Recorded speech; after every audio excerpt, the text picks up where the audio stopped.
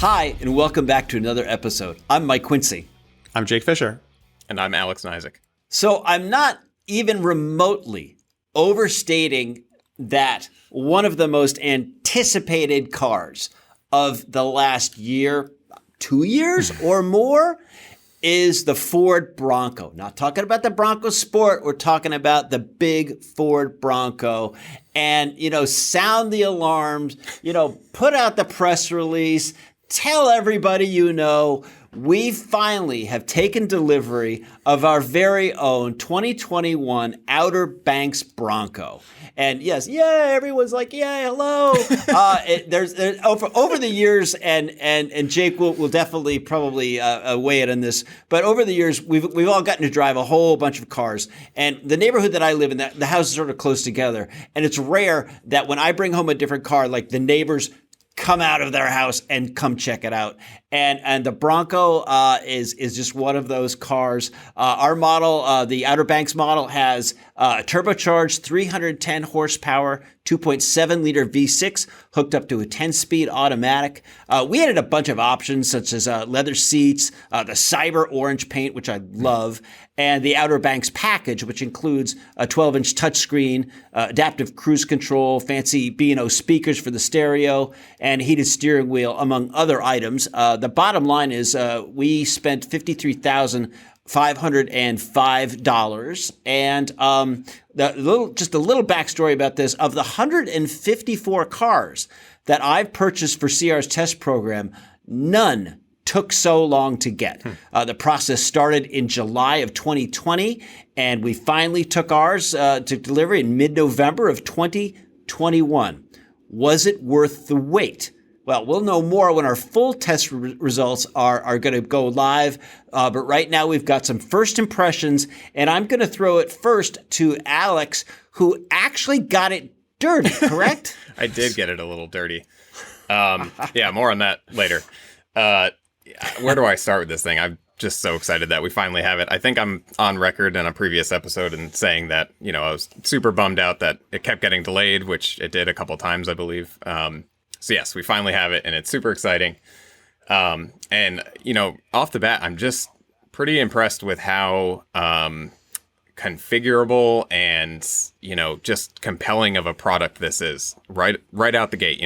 They're bringing back the Bronco name, of course, and it's an all new type of vehicle for Ford.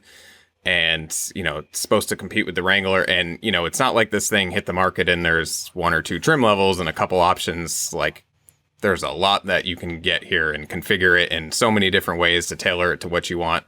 And I just think that's really cool that they appear to be going, full steam ahead with this Bronco project. And, first impression is pretty positive. It was really fun to drive. I just felt cool driving it. But, the big story is going to be, and what everybody's going to want to know, is how it compares to the Wrangler.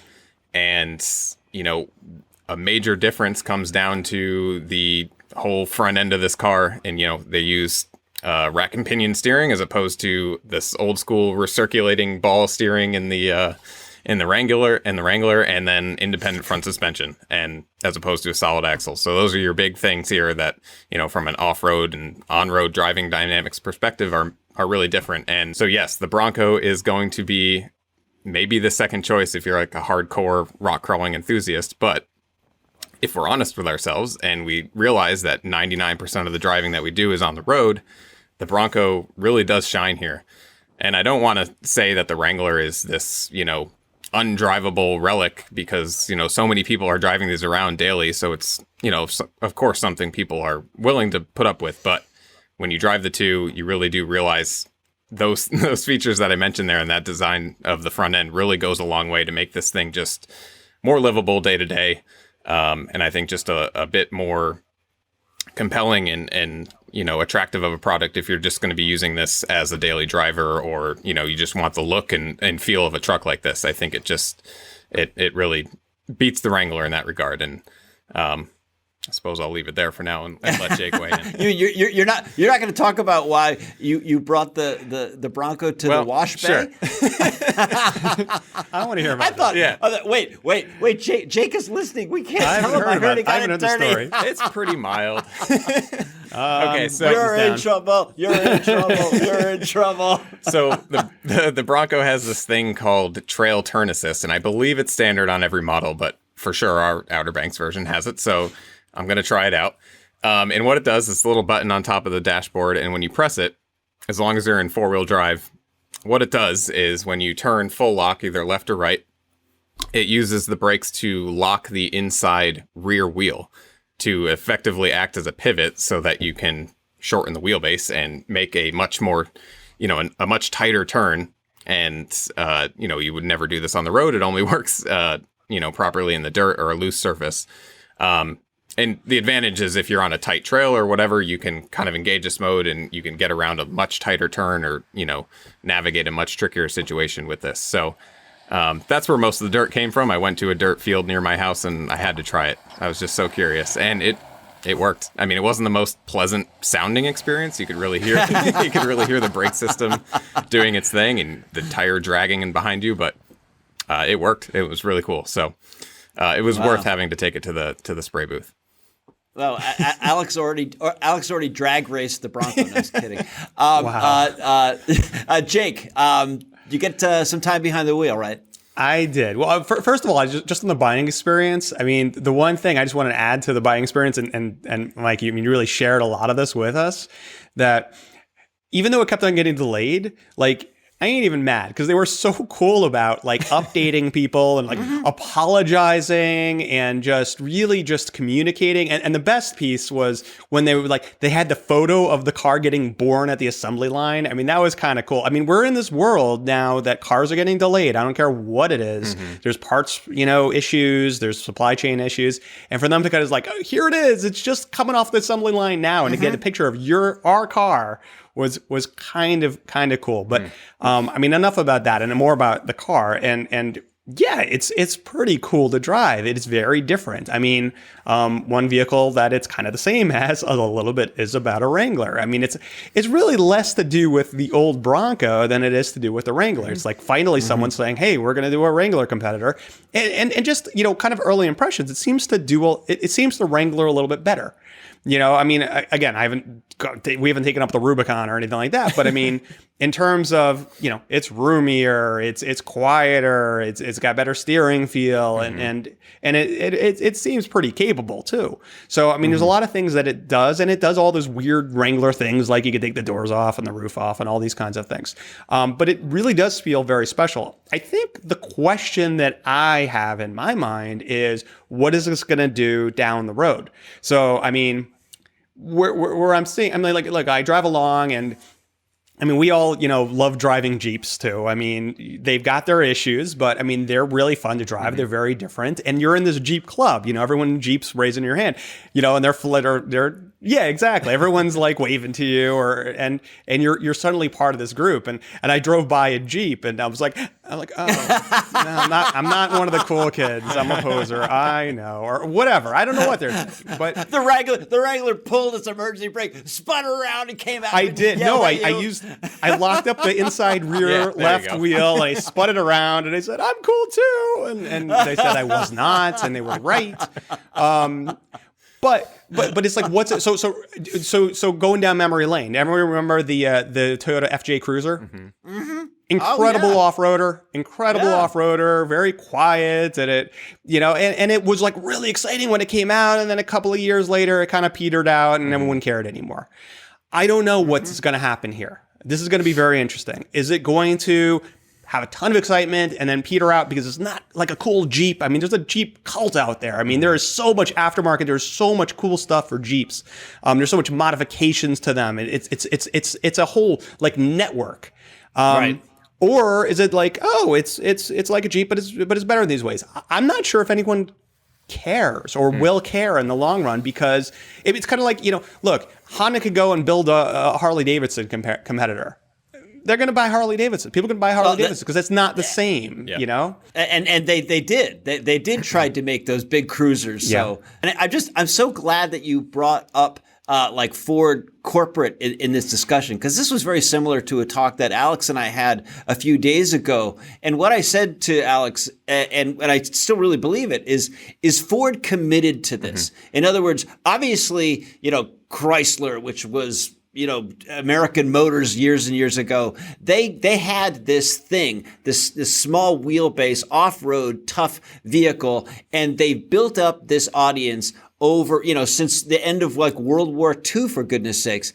And is Ford going to commit themselves to continue to support the Bronco, to support the Bronco community, and see this all the way through? In other words, like you brought up with the FJ, is Ford just going to get bored after a while? It's like, oh, there's something else that's shiny and interesting. Well, and are they going to really stick with it? Because right now everyone wants a new Bronco, but then after a while, things are going to cool down. The supply is going to catch up with demand. Prices are going to come down. Is Ford going to stick with it? Well, what's interesting, what Ford has stuck with is pickup trucks. I mean, Ford is like just incredible when it comes to pickup trucks, and they could jump into any type of pickup truck subsegment they want to right now, and they will be successful.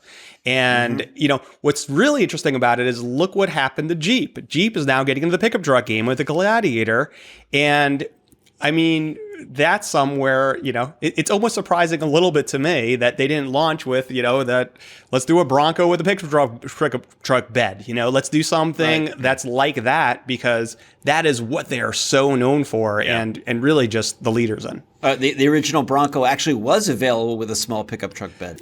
Are you listening, Ford? Is this I'm sure they are. Well, whether they stick with it or not, I think, right off the bat, we see some response from Jeep, even if it's some small responses, for the time being. But, one of the things you'll see with the Bronco is that when you do take the doors off, if you take the doors off, the mirrors stay on the A-pillar, right? So you don't lose them like in a Jeep Wrangler. When you take off the doors, the mirror goes with it. So now, and Jake, you brought this up, Jeep is selling a kit for mirrors that stay on the car when you take the doors off. So, it's a small example, but it gives Jeep some competition, whereas they've really only been competing with themselves for the last, couple decades or whatever. So only game in town. Yeah. Yeah, for sure. Yeah. No, I got to spend a long weekend with our Bronco, and I got to tell you, this rig has presence. Like you mentioned, Alex, there's something about it, the way it looks, the way the kind of stance it has, the way the driver feels sitting way up high in this cabin, and I think Ford probably, well, obviously looked at the things that Jeep did well with the Wrangler, and has probably worked pretty hard to improve upon the areas where the Wrangler needed to improve. And some of that might be noise, some of it might be ride. I know this is just our first impression, so we can't give an overall evaluation just the seat of my pants. I think the Bronco is a little easier to live with. I think the ride is a little better. I think it's a little quieter. Now, is this a luxury car? Oh, heck no, not even close. It's still pretty brutal and still pretty loud. But like I said, I mean, I'm just looking at my notes. It just, this truck gets a lot of looks, and it's I think Ford really did their homework with this one. You know what struck me as soon as I got into it? I just drove. I think I was like 10 feet down, and what struck me, it seems like it's halfway between a Wrangler and a Land Rover Defender. There's just a little bit of that kind of like upscale kind of. I mean, the Defender is kind of like a confident off-road mobile, but it's quiet and more refined, and it's kind of like a little bit on that scale. Yeah, that's a great point. It's a compelling vehicle. Yeah. No, we're gonna have more information on the Bronco as more and more of our testers and riders get in and out of it and start compiling notes, and we'll be putting out a first drive as soon as we can. I'm really glad that we're still very excited about this model. I mean, I know Jake and Alex and I, we still like small, lightweight, fun to drive sports cars. But boy, I think the Bronco has done a real number at capturing our hearts, and so it's going to be interesting to see how this pans out. Keep checking back with consumerreports.org, and we'll have more on it as we put the miles on. And that brings us to the question that we've got planned for this episode of Talking Cars. We love your questions. Keep them coming. TalkingCars@iCloud.com, whether it's text or short videos. We love getting your questions. We love hearing from you. And this question comes from Tori from California. I was just wondering, what criteria is involved for a car to be recommended? Is it a certain road test score, safety features, or a mix of everything? And I have to say, Tori, that we all get this question a lot, whether it be from the general public or most often than not, manufacturers. And really, Jake, over the years, to become recommended by Consumer Reports has changed a whole lot, hasn't it? Yeah, it has. So really what it is, it's based on our overall score of the vehicle. And that is something that only goes back kind of a few years. It used to be kind of all based on that road test score, but also cars that are reliable. But what we're doing right now is this overall score, which really is a mix of everything. That's a great way to describe it. A big part of it is the road tests that we do at our track. We purchase the vehicles, put them through a battery of about 50 tests. Another big piece of it is weighing in the reliability, the predicted reliability of the vehicle. That comes from you guys. That comes from our members. That comes from, about 300,000 vehicles that go into our survey. We're also looking at the safety features, the safety performance, the crash performance, even to some degree, satisfaction. That are reported from people who've purchased these vehicles. So we take all that together and we come up with this overall score. And the recommended vehicles are just simply the vehicles that have higher overall scores in their category. We're kind of draw the line and saying, well, these are the best ones, and that's it. There's different categories that are different levels of competitiveness. So when it comes to something like family sedans, there's a lot of really good choices. So you might see a higher percentage of them recommended. You look at some other categories like, subcompact SUVs, there may not be a whole lot of great ones. So there might be only a few ones that we actually recommend. But the one other thing I just want to add to this, which maybe makes this a little bit different from anywhere else we see our favorite cars or recommended. What we're doing is we're rating all these vehicles on a criteria that's based on what consumers care about, not what I care about, not what Quincy cares about, not what Alex cares about, because we're all a little bit freaks. We all want to drive around stick shift station wagons, the rear wheel drive. It's not the cars that are our favorites. We just heard, we like driving the Bronco and we want to drive stick shift cars and whatever. But these are vehicles that are really good vehicles for most people who are buying a car. Mm-hmm. So, and we just kind of lay out all the information. If you want to purchase a vehicle that we don't recommend and all the facts going into it, go for it. Doesn't mean we hate that vehicle. We're just kind of laying it out for most consumers. So hopefully that answers the question. And I love the question.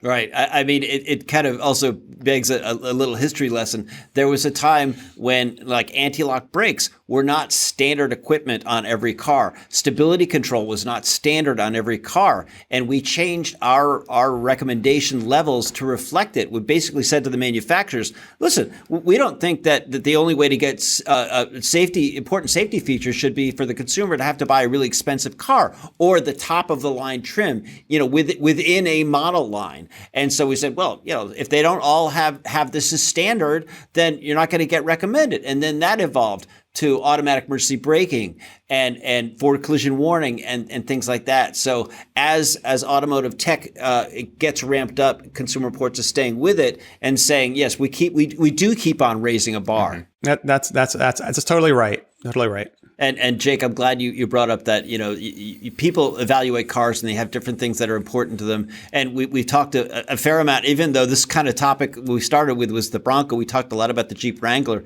And the Wrangler historically is one of those vehicles that kind of doesn't do great in our testing, not always very good reliability. But when you look at owner satisfaction, it's through the roof. So we gather all of this information from our members so people can pick and choose the criteria that is best for them. And a lot of people will say, listen, it's obvious a lot of people love the Wrangler. I think I'm going to like it too. Mm-hmm. So, listen, that's a great question and an awesome opportunity for us to shine a light on how we do things here at Consumer Reports. But unfortunately, that's going to do it for this episode. As always, check the show notes for more information about the topics and vehicles that we discussed. Keep the questions coming. TalkingCars@iCloud.com. Thanks so much for tuning in.